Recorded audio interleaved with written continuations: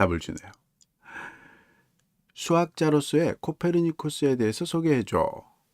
이렇게 챗GPT에게 물어봤더니 니콜라우스 코페르니쿠스 1473년에서 1543년, 그야말로 우리나라 임진왜란이 일어날 때쯤의 사람인 거죠.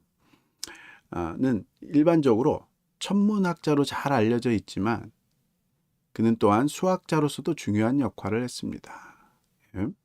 코페르니쿠스의 수학적 업적은 그의 천문학적 이론을 정립하는 데 필수적인 도구로 사용되었으며 특히 지구중심설, 즉 천동설을 대체한 태양중심설, 지동설을 수학적으로 정교하게 설명한 것이 핵심입니다. 그렇죠.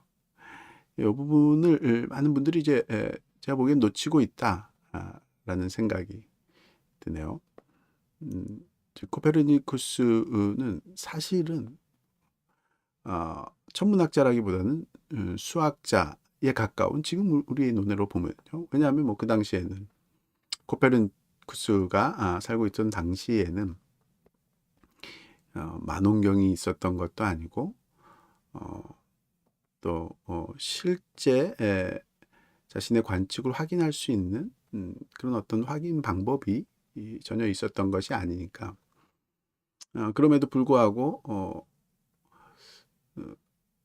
태양이 이 지구를 돌고 있는 것이 아니라 지구가 태양을 돈다라는 생각을 할 수 있었던 것은 관측 자료, 관측 중심의 그런 태도가 아니라, 말하자면 과학적인 그런 접근이 아니라 수학적인 모델을 생각을 해봤을 때 훨씬 더 정교하고 깔끔한 그런 모델이지 않나, 이런 생각을 했던 거죠. 실제로 그렇느냐 아니느냐는 이제 또 논쟁의 대상이 될 수밖에 없겠지만요.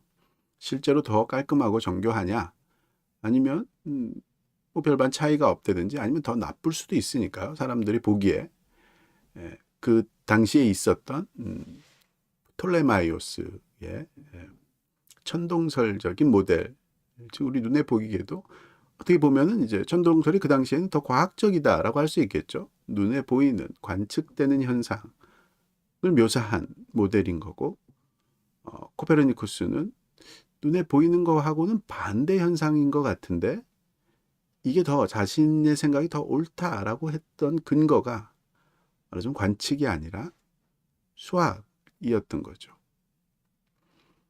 이 부분이 굉장히 중요한, 그래서 사실 세상이 수학적으로 정교하고 일관적인 또는 수학적으로 아름다운 그런 모습일 수밖에 없다라는 어떤 내면적인 확신 또는 내면적인 기대, 좀 심하게 얘기하면 편견이라고 해야 되겠죠. 그게 없었다면 코페르니쿠스의 지동설 모델, 즉 태양 중심설이 불가능하지 않았겠는가, 그런 생각을 해보게 되네요. 어쨌든 이제 계속 읽어보죠. 다음은 수학자로서의 코페르니쿠스에 대한 주요 내용입니다. 1. 수학은 그의 천문학 이론의 기초였다. 코페르니쿠스의 대표작 천구의 회전에 관하여 그는 복잡한 천체 운동을 기하학과 삼각법을 통해 설명했습니다. 그렇죠? 이제 이런 기하학, 삼각법, 이런 것들이, 삼각법이 이제 뭐 기하학의 일부이고요. 그게 바로 이제 유클리드의 원론이 갖고 있는 이제 대표적인 속성인 거죠.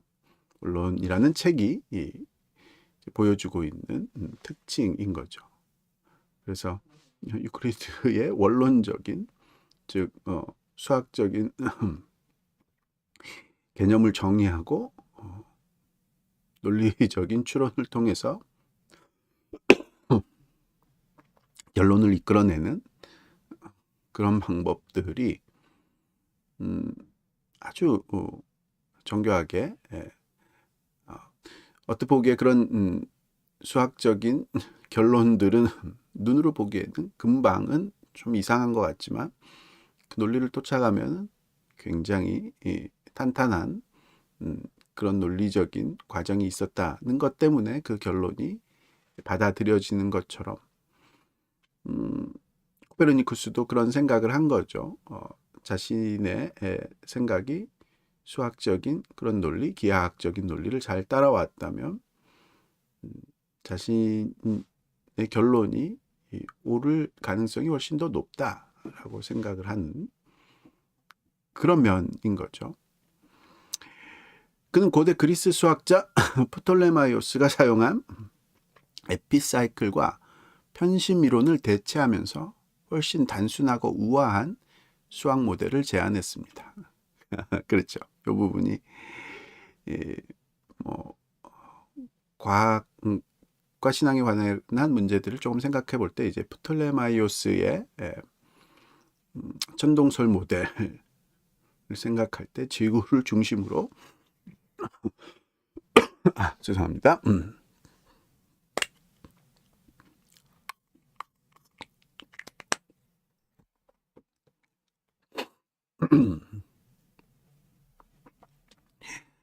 지구를 중심으로 행성들이 돌고 있다. 원을 그리면서 이제 돌고 있다라는 모델이 그래도 꽤 옛날 사람들이 그런 상황에 비추어서는 꽤 잘 정립이 되어 있는데, 그리고 행성의 위치들도 꽤 정확하게 눈에 보이는 상태에서는 이제 예측할 수 있는 그런 면들이 있었음에도 불구하고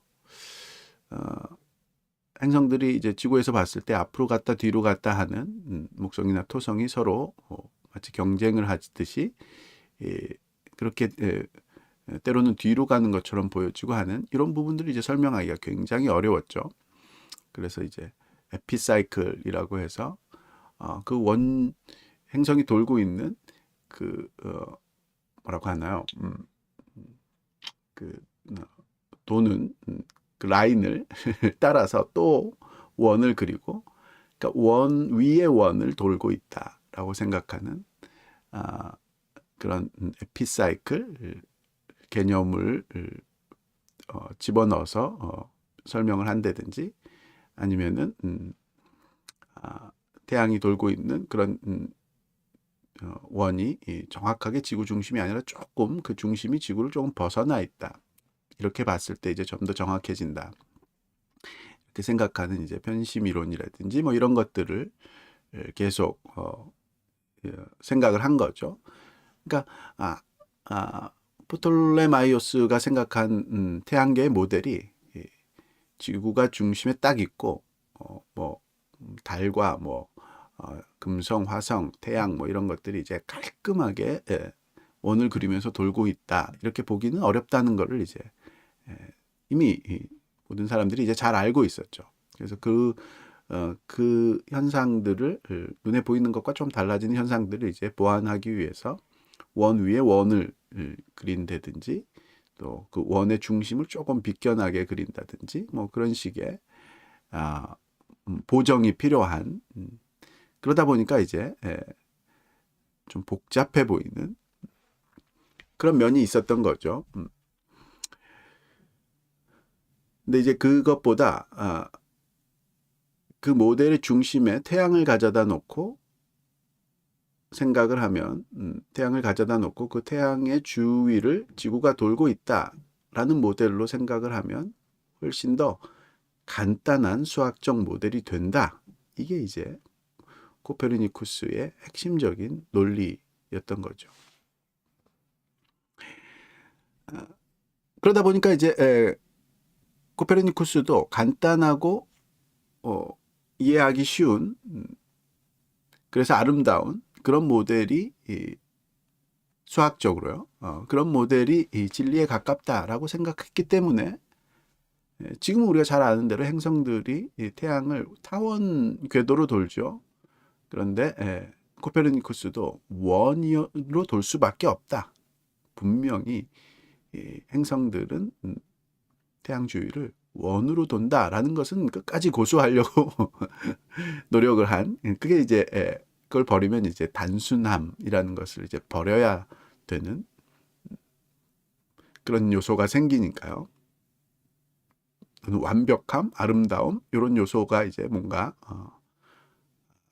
이제 해를 입는다라고 생각을 해서 코페르니쿠스도 분명히 행성들은 원 궤도를 돌고 있다라고 이제 그 생각을 고수하려고 했죠. 계속 보여지고 있는데요. 두 번째, 원운동을 고수한 점.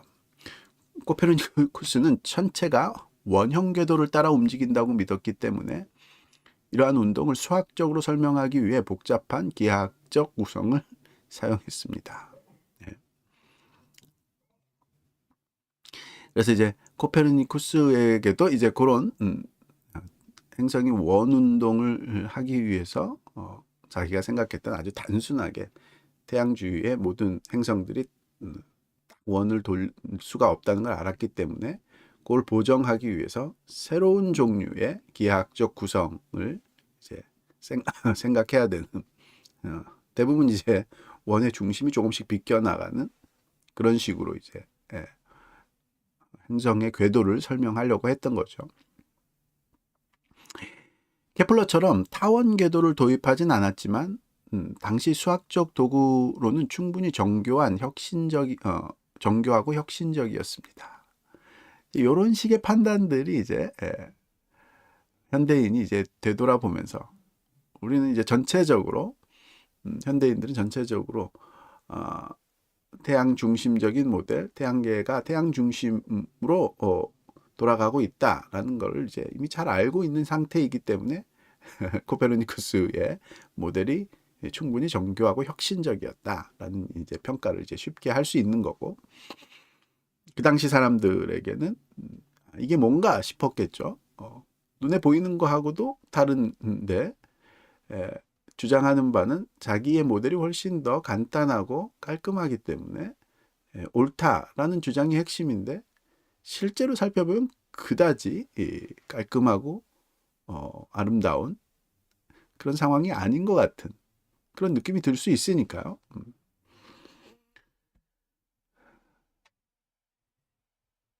세 번째는 이제 삼각법을 활용했다. 코페르니쿠스는 행성의 위치를 계산하기 위해 구면삼각법을 광범위하게 사용했습니다. 특히 행성의 위치와 공전 주기를 수학적으로 예측할 수 있도록 모델을 구성한 것이 그의 큰 업적입니다. 이런 부분들 이제 말하면 지금도 중고등학교 다니면서 이제 삼각법이라든지 삼각함수 뭐 이런 게 제일 어려운 수학의 주제 중에 하나이죠.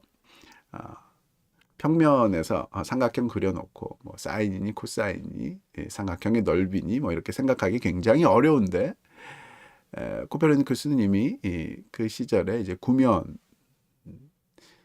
생각을 하고 구면을 상정을 하고 자기 입장에서 천구가 이제 공처럼 이제 동그랄 수밖에 없으니까 그런 동그란 면 위에서 삼각형들이 어떤 모습일까? 뭐 말하자면 이제 조금만 이제 생각을 해봐도 삼각형의 내각의 합이라고 하죠. 안쪽 각들의 합이 평면에서는 180도가 너무 명확한데 이제 구면이 되면 달라지죠.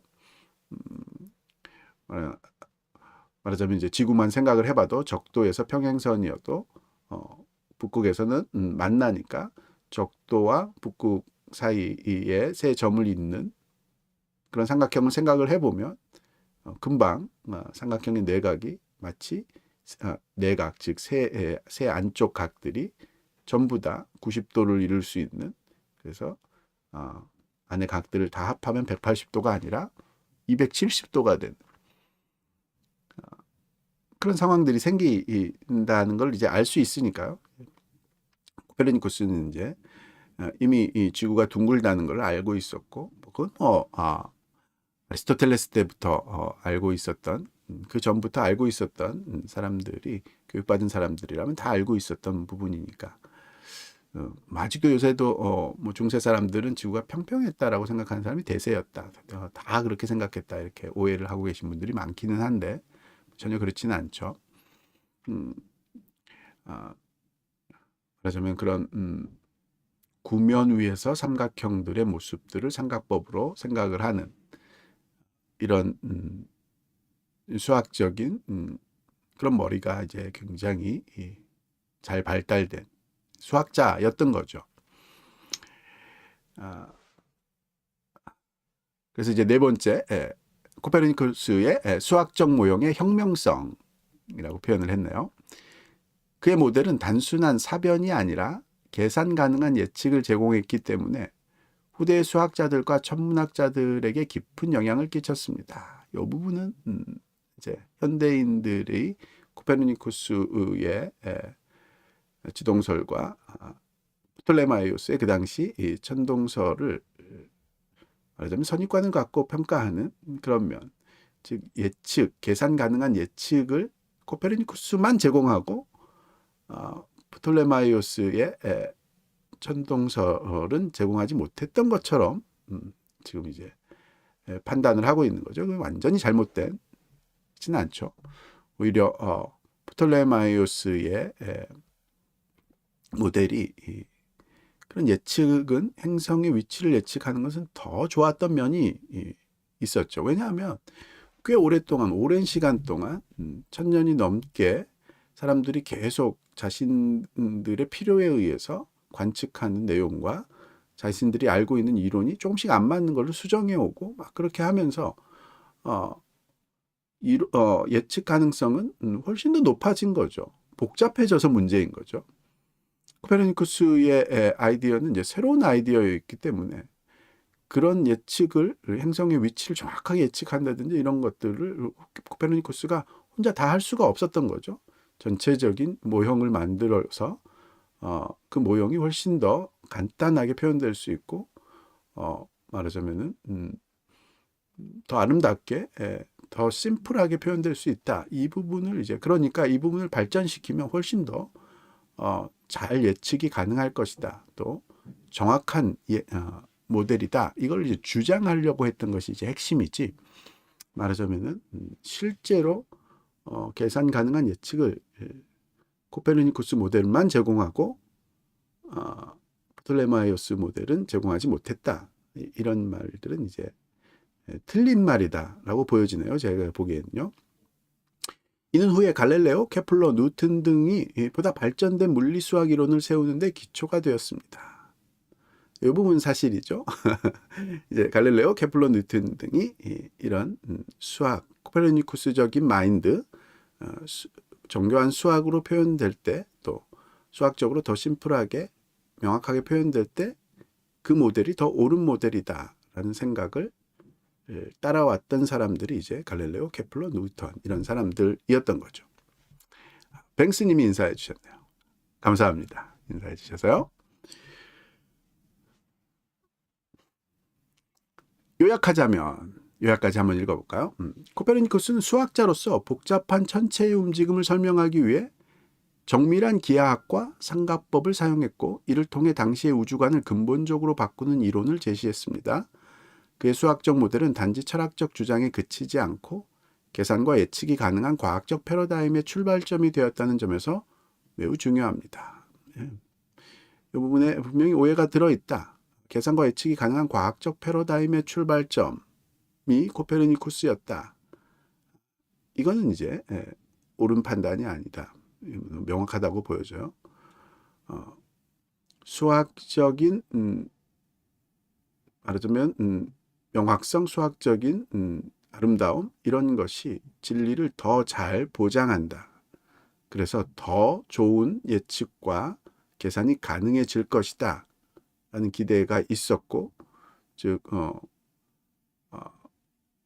말하자면 단순한 예측, 단순한 현상, 눈에 보이는 현상보다 수학적으로 예측 가능하고 수학적으로 표현 가능한 수학적으로 단순하게 심플하게 수학적인 단순함, 수학적인 아름다움 이것이 진리를 더 확실히 보장한다 라는 이 개념이 이 과학적 패러다임의 새로운 출발점이었다.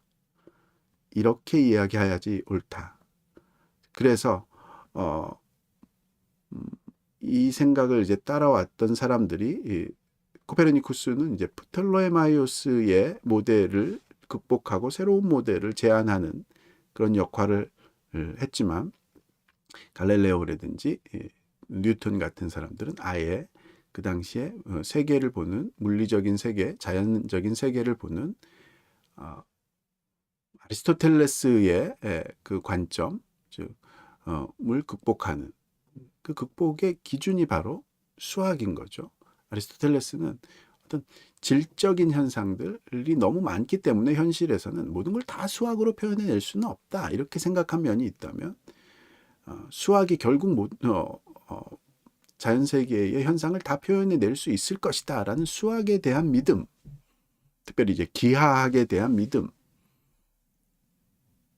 그게 이제 갈릴레오와 뉴턴의 아주 특징 중의 특징이었다. 어떻게 그런 기하학을 믿게 됐느냐라고 하면, 이제 철학적으로 보면 이제 다시 플라톤주의로 돌아간 이상주의, 이데아적인 그런 그러니까 현실이 이데아의 그림자이다라는 플라톤주의. 그래서 이제 플라톤도 기하학을 모르는 자는 아카데미에 들어올 수 없다, 뭐 이렇게 했다고 하죠. 그런 이제 플라톤주의로 돌아가는 면이 있고, 왜 그 플라톤주의로 돌아갔느냐라고 한다면, 기독교적인 생각이 바로 그 플라톤주의적인 생각이 기독교적인 생각과 굉장히 비슷한 면이 있기 때문에 그런 거죠. 즉 완전한 논리 또는 완벽한 이성, 로고스이신 하나님에 의해서 세상이 지어졌다. 그러니까 기독교에서는 이제 로고스를 떠올린다면, 플라톤주의는 이데아, 뭐 이런 걸 이제 떠올리는, 그렇기 때문에 초기 기독교인들이, 플라톤주의자들이 꽤 많이 있었던 거죠. 이 부분이 결국은 과학혁명을 일으키게 되는, 그래서 이제 수학적인 그런 모델을 통해서 세상을 설명하는 것이 어떤 질적인 현상, 무거움이라든지 가벼움, 뜨거움이라든지 뭐 질적인 현상을 설명하기에는 굉장히 어렵지만, 수학적인 논리가 이제 명확해지는 것이 훨씬 더 세상을 올바르게 정확하게 설명하는 것이다 라는 생각으로 이제 옮아가는 그런 계기가 되지 않았나, 그렇게 생각을 해보게 되네요. 어쨌든 이제 뭐 제가 해보고 싶은 말은, 이 부분이 기독교 신앙과 과학이 충분히 조화를 이룰 수 있고 결코 적대적인 관계가 아니다. 그리고 실제 역사 속에서도 그런 기독교 신앙적인 그런 요소가 과학혁명을 만들어냈다. 이 이야기를 해보고 싶은 거죠.